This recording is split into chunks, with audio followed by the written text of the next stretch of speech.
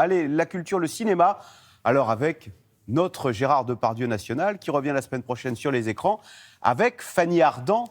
Mais oui, un couple mythique, c'est Les Volets Verts de Jean Becker.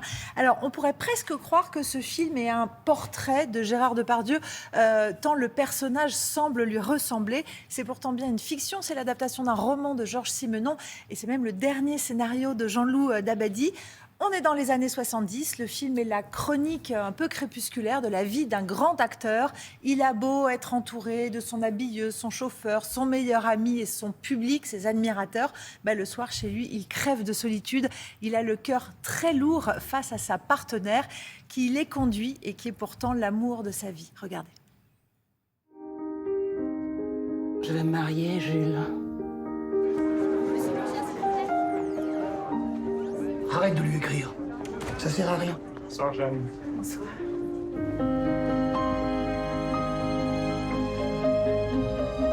Tu t'es acheté des nouvelles chaussures? Oui? Comment tu le sais? Je sais tout de toi. Je vois tout de toi.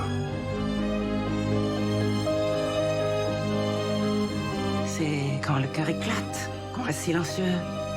Mon Jean, Allez, salut l'artiste! Oui. c'est un sculpteur.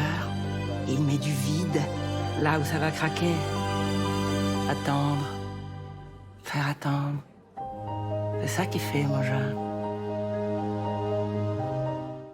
Alors Charlotte Depardieu et Fanny Ardant, c'est un couple qu'on a déjà vu au cinéma. Oui, c'est un couple mythique évidemment au cinéma, et je vous avoue que c'est un peu quand même le principal intérêt du film, qui est par ailleurs est un peu mou du genou, c'est plan-plan, c'est plutôt désuet, mais il y a la grâce, le génie de Depardieu qui est profondément émouvant dans ses regards, dans ses silences, dans sa respiration de taureau en bout de course. Et puis voilà, sa complicité avec Fanny Ardant. Ils ont tourné déjà une dizaine de films ensemble et on ne peut pas, oui, une dizaine, on ne peut pas ne pas penser au couple mythique évidemment de la femme d'à côté pour François Truffaut.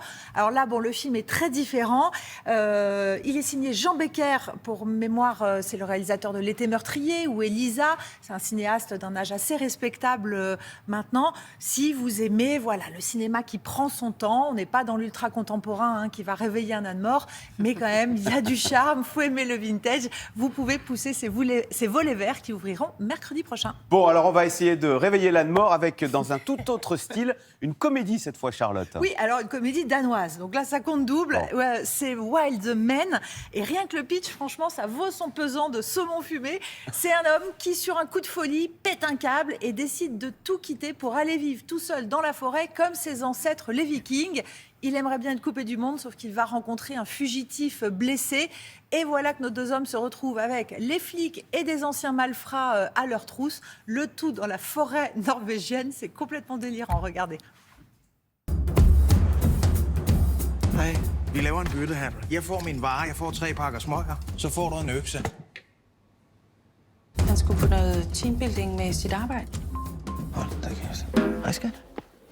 Ved du hvad, jeg sidder lige i møde lige nu. Vil du si at dere har ekteskapelige problemer? Nej. Jeg har sgu prøvet alt muligt. Jeg har prøvet løbeklub og en halv Ironman, men jeg har ikke kunnet mærke noget. Her kan jeg mærke noget. Wow. På med gummistøvlene, inn og lete etter den.